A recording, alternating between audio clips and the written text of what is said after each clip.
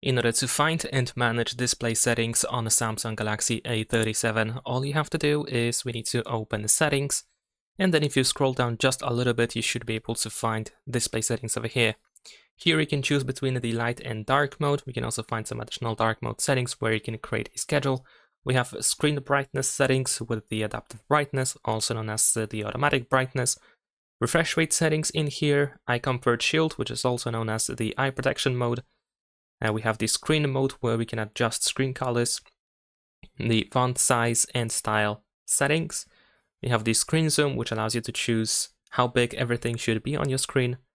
The camera cutout settings, where you can show or hide camera cutout in specific apps. Screen timeout options, so you can decide after what time of inactivity the screen should be the display should be put to sleep.